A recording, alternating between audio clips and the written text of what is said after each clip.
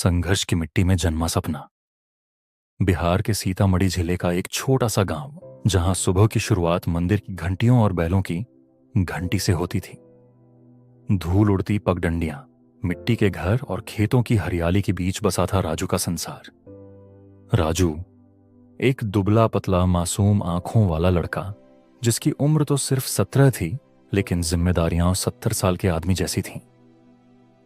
राजू के पिता भोला प्रसाद गांव के सीमांत किसान थे। साल में मुश्किल से 2 फसलें होती, और उसमें भी आधा अनाज बेमौसम बारिश या सूखे की भेंट चढ़ जाता। मां ललिता देवी पास के गांव में दूसरों के घर झाड़ू पोछा करती और दिन भर खटती, ताकि बच्चों को कम से कम एक वक्त की रोटी तो मिल सके। राजू 3 भाई बहनों में सबसे बड़ा था। पढ़ाई में तेज, लेकिन हालात ऐसे नहीं थे कि किताबें हमेशा साथ निभाएं। कई बार उसे स्कूल छोड़कर खेतों में काम करना पड़ता, या नदी के किनारे से लकड़ी इकट्ठा करनी पड़ती थी ताकि रात में चूल्हा जल सके। लेकिन उसकी आंखों में कुछ और ही लिखा था। वो जब स्कूल के पुराने ब्लैक बोर्ड पर अंग्रेजी के शब्दों को टेढ़ा मेढ़ा लिखता, तो उसकी आंखें किताबों के पार देखती उस दुनिया को, जहां लोग सूट बूट में चलते हैं, लैपटॉप पर काम करते हैं, और जहां गरीबी सिर्फ एक शब्द है, जीवन नहीं।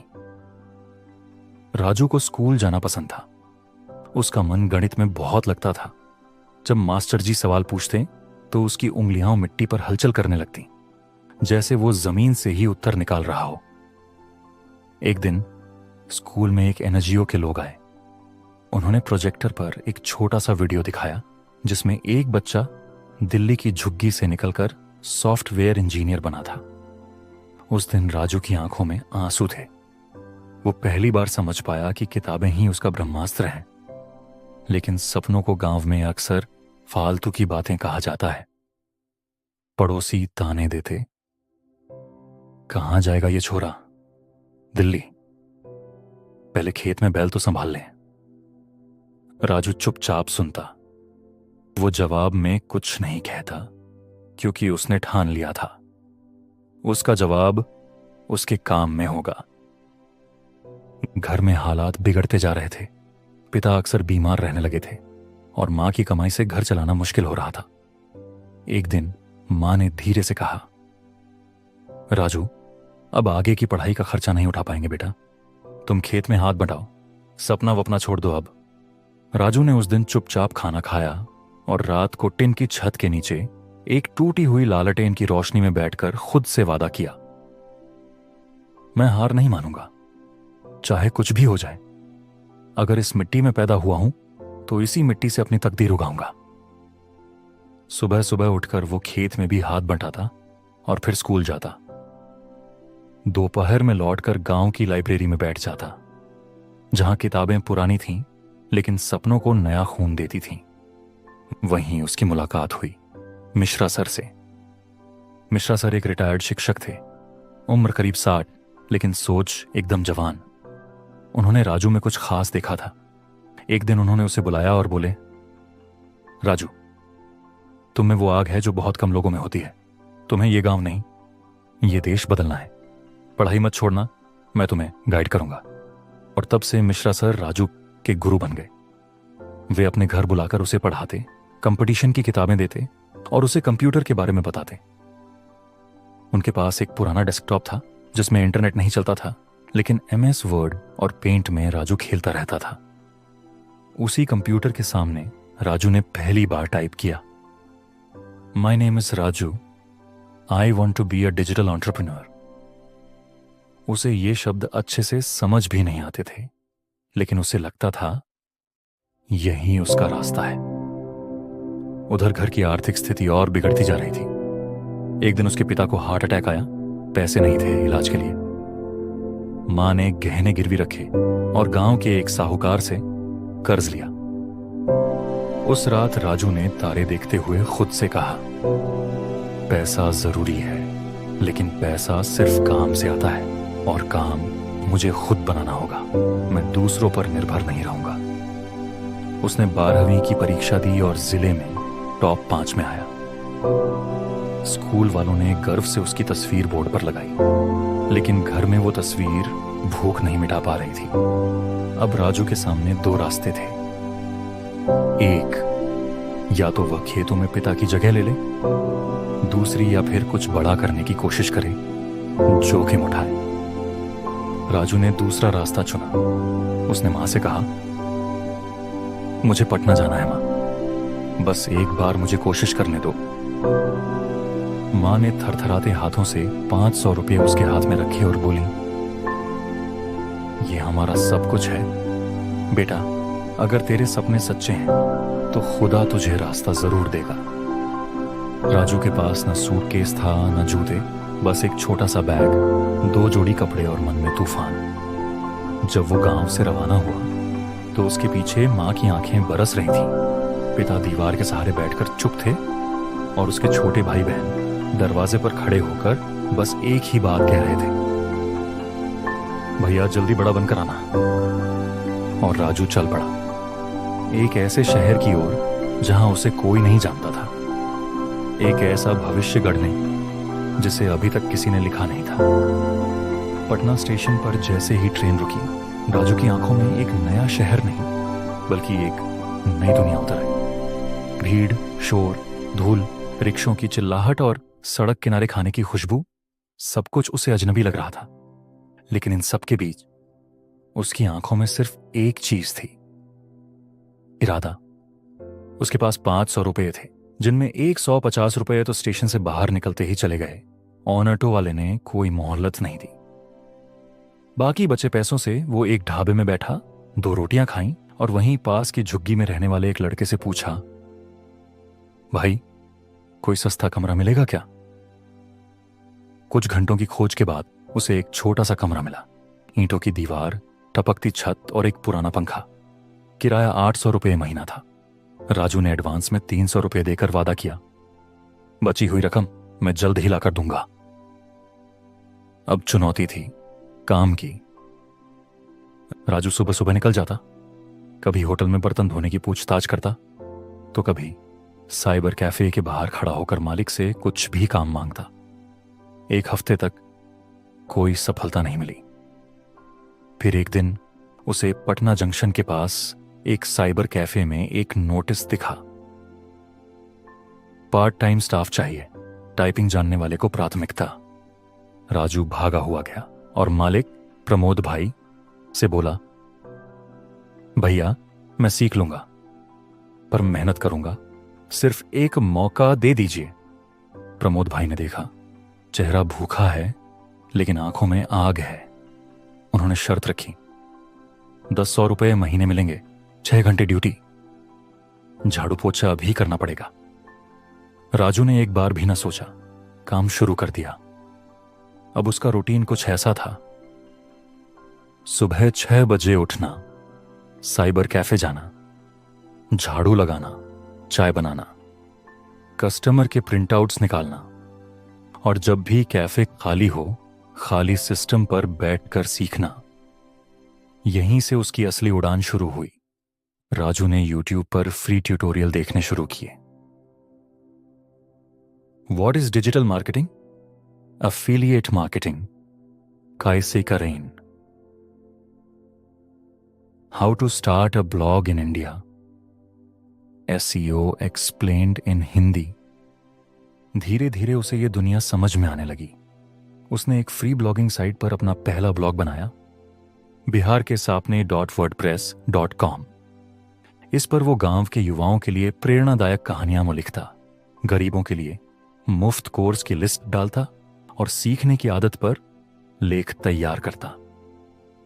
उसका पहला लेख था, गरीब होना गुनाह नहीं लेकिन कोशिश न करना जरूर है। यह लेख फेसबुक पर वायरल हो गया। उसने कुछ फेसबुक ग्रुप्स में शेयर किया था, students of Bihar, Patna learners, Bihar का गौरव, और वहां से ट्रैफिक आना शुरू हुआ। प्रमोद भाई को भी अब राजू पर गर्व होने लगा था। उन्होंने कहा, तू अब साइबर स्टाफ नहीं, मेरा छोटा भाई है। जब भी तुझे सीखना हो, सिस्टम तेरा है। अब राजू ने अगला कदम उठाया, फ्रीलांसिंग वेबसाइट्स पर प्रोफाइल बनाना। Fiverr, Upwork, Freelancer. पहले महीने किसी ने रिजेक्ट किया, दूसरे में कोई जवाब नहीं दिया, लेकिन राजू ने हार नहीं मानी। हर रिजेक्शन को वो सुधार की तरह देखता, हर नो को नॉट येट मानकर आगे बढ़ता। आखिरकार एक कनाडा की स्टार्टअप कंपनी जो ब्लॉग पोस्ट्स लिखवाना चाहती थी ने उसे 800 रुपए का प्रोजेक्ट दिया। राजू ने 3 दिन में 1500 शब्दों का बेहतरीन एसईओ ब्लॉग लिखा। 5 टिप्स से सुधारें ग्रामीण स्कूल्स ऑफ इंडिया। क्लाइंट ने कहा, Raj, your English isn't perfect, but your ideas are brilliant. You've got heart. We'd like to give you more work. उस दिन राजू ने अपने पहले कमाए डॉलर को देखा। पेपाल से 2800 रुपए बैंक में आए। उसने तुरंत मां को फोन किया। मां, तेरा बेटा अब बाहर काम करता है, अब खेत का काम नहीं, इंटरनेट से पैसे आते हैं। मां की आंखों से खुशी बह निकली। पहली बार उसने बेटे को इतना उत्साहित सुना। अब राजू ने ठान लिया वो इसे बड़ा बनाएगा। उसने फीवर पर खुद की डिजिटल मार्केटिंग जिग बनाई। 500 रुपए में एसईओ ऑनडिट, 800 रुपए में वर्डप्रेस ब्लॉग सेटअप, 1500 रुपए में सोशल मीडिया मार्केटिंग टिप्स। धीरे धीरे काम बढ़ता गया। एक क्लाइंट आया सिंगापुर से, फिर एक यूएसए से। अब महीने का 20,000 से 25,000 आने लगा था। पटना के उसी कमरे में बैठकर उसने सोचा, अब वक्त है कुछ और बड़ा करने का। राजू ने 2 और फ्रीलांसरों को जोड़ा, संतोष और अब्बास। दोनों उसके जैसे युवा थे, मेहनती लेकिन दिशा से अनजान। राजू ने उन्हें सिखाया SEO, Canva, chat GPT, air LinkedIn पर कैसे क्लाइंट ढूंढें। और फिर तीनों ने मिलकर एक छोटा स्टार्टअप खड़ा किया, उड़ान डिजिटल, भारत के छोटे शहरों की डिजिटल एजेंसी। लोग कहते, राजू, तूने टीम बना ली इतनी जल्दी? वो मुस्कुराता और कहता, जब नींव पक्की हो तो इमारत डरती नहीं, बढ़ती है। अब उनका रेवेन्यू हर महीने 50,000 रुपये से ऊपर जाने लगा। लेकिन यह शुरुआत भर थी। राजू ने सोचा, अब गांव को देना है। उसने सीतामढ़ी लौटकर अपने पुराने स्कूल में एक पीपीटी सेशन लिया। कैसे आप गांव से निकलकर ग्लोबल क्लाइंट से काम कर सकते हैं। बच्चों की आंखों में चमक आ गई। मास्टर जी ने गले लगाते हुए कहा, मुझे गर्व है कि मैंने तुझ जैसे शिष्य को पढ़ाया। और मां? जब राजू ने मां को पहली बार साड़ी, चप्पल और एक स्मार्टफोन दिया तो वो बस इतना बोली, मेरा बेटा अब मेरे बाबू से बड़ा आदमी बन गया है। पटना के उसी पुराने कमरे में बैठकर राजू ने जब अपना पहला 1 लाख रुपए महीने का टारगेट छुआ तो उसकी आंखों में आंसू आ गए। वो कमरा जिसने टपकती छत के नीचे उसे इंटरनेट पर काम करना सिखाया था, अब वह ऑफिस बनने जा रहा था। उसने तुरंत एक नया किराए का ऑफिस लिया, पटना के बोरिंग रोड इलाके में। एक छोटा सा रूम, 2 डेस्क, 3 लैपटॉप और एक बोर्ड जिस पर लिखा था, उड़ान digital, digital growth for real Bharat. Raju की टीम अब 5 लोगों की हो चुकी थी। संतोष एसईओ देखता, अब्बास सोशल मीडिया मैनेज करता, पूजा एक लड़की जो गांव से थी अब कंटेंट राइटिंग करती, और नवीन जो खुद एक स्कूल ड्रॉप आउट था अब क्लाइंट से कम्युनिकेशन देखता।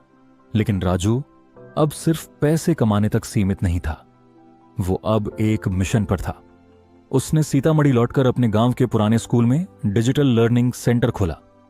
वहां रोज शाम को 25 से 30 बच्चे आते थे, कुछ 6ठी कक्षा के, कुछ 12वीं के और कुछ जो कॉलेज छोड़ चुके थे। राजू वहां खुद हर हफ्ते आता और उन्हें सिखाता। स्किल ही असली डिग्री है, अगर तुम्हारे पास हुनर है तो यह दुनिया तुम्हारी है। धीरे धीरे मीडिया का ध्यान भी उसकी ओर गया। बिहार के गूगल बॉय, एक लोकल अखबार ने उसकी स्टोरी छापी। फिर एनडीटीवी, दैनिक जागरण और जी न्यूज जैसी बड़ी मीडिया ने भी इंटरव्यू किया। एक रिपोर्टर ने पूछा, राजू, आप कैसे करोड़पति बने? जबकि आपके पास कोई डिग्री नहीं थी। राजू मुस्कुराकर बोला, मेरे पास सिर्फ 2 डिग्री थी, एक मेरी मां की मेहनत और दूसरी मेरी जिद। इस लाइन ने हजारों दिल छू लिए। अब राजू महीने में 3 से 4 लाख रुपए कमा रहा था, लेकिन दिल अब भी वही गांव वाला था। वो अपने ऑफिस में हर महीने एक नया इंटर्न रखता, सिर्फ उन बच्चों को जो गरीब हैं लेकिन सीखना चाहते हैं। एक बार उसने एक लड़के को देखा, आकाश नाम था, जो रोज ऑफिस के बाहर खड़ा रहता। राजू ने बुलाया, क्यों खड़ा रहता है रोज? सर, सीखना है, पर कोर्स के पैसे नहीं हैं। तो आज से ऑफिस के अंदर खड़ा हो, मैं सिखाऊंगा। आज वही आकाश उड़ान डिजिटल का सबसे तेज फ्रीलांसर है। कनाडा और ऑस्ट्रेलिया से क्लाइंट्स हैं उसके पास। फिर एक दिन कुछ ऐसा हुआ जिसने राजू को भीतर तक हिला दिया। उसके पिता भोला प्रसाद अचानक बीमार हो गए। इलाज के लिए AAM से दिल्ली ले जाना पड़ा। मां ने कहा, बेटा अब तो तू बड़ा आदमी है, दिल्ली ले जाएगा ना? राजू ने उसी रात दिल्ली की फ्लाइट बुक की। यह उसका पहला हवाई सफर था। जब वो एयरपोर्ट पर चेक इन कर रहा था तो पास खड़े एक आदमी ने पूछा, आप क्या करते हैं सर? राजू ने गर्व से कहा, मैं बिहार के गांव से हूं और मैं डिजिटल दुनिया का किसान हूं, लोगों के सपनों को उगाता हूं। दिल्ली में इलाज सफल रहा, पिता को नई जिंदगी मिली और राजू को एक नई ताकत। अब उसने तय किया, हर साल 100 बच्चों को डिजिटल स्किल्स सिखाऊंगा, बिल्कुल मुफ्त। उसने एक नया प्रोजेक्ट शुरू किया, स्किल फॉर बिहार, जो अब बिहार सरकार के साथ जुड़ गया। और फिर एक दिन राजू को टेडेक्स में बोलने का न्योता मिला। वो लाल टी-शर्ट, जीन्स और अपने देसी अंदाज में मंच पर गया। उसने मन से कहा, मैं बिहार के एक ऐसे गांव से आता हूं जहां लोगों ने कहा यह लड़का कुछ नहीं कर सकता, पर आज मैं यहां हूं क्योंकि मैंने खुद से कहा मैं कुछ भी कर सकता हूं। अगर आपके पास सपना है तो हालात मायने नहीं रखते। मेहनत को अगर आदत बना लिया तो जीत आपकी ही होगी। लोग खड़े होकर ताली बजाने लगे, आंखों में आंसू और दिल में आग ली। और अब राजू एक सेल्फ मेड करोड़पति है, लेकिन उसे इस शब्द से ज्यादा पसंद है सेल्फ मेड प्रेरणा। उसकी कहानी अब गांवों में बच्चों को पढ़ाई जा रही है। वो हर साल अपने गांव में एक छात्रवृत्ति देता है, ललिता स्कॉलरशिप, अपनी मां के नाम पर। पिता अब ट्रैक्टर से नहीं SUV से खेत देखने जाते हैं और मां अब हर इंटरव्यू में मुस्कुराकर कहती हैं, मेरा बेटा राजू नहीं, अब पूरे गांव का बेटा है। और दोस्तों, अगर आपको राजू की ये कहानी दिल से छू गई हो, अगर आपको भी लगता है कि सपने पूरे हो सकते हैं, तो अभी सब्सक्राइब कीजिए हमारे चैनल 8 स्टोरी पार्क वर्ल्ड को, क्योंकि हम लाते हैं ऐसी कहानियां जो जिंदगी बदल देती हैं। नीचे कमेंट करें, मैं भी राजू जैसा बनूंगा, या मेरे सपने भी जिंदा हैं। और अगली बार हो सकता है आपकी कहानी ही हम सुनाई। याद रखिए, असली अमीरी पैसों की नहीं, हौसलों की होती है।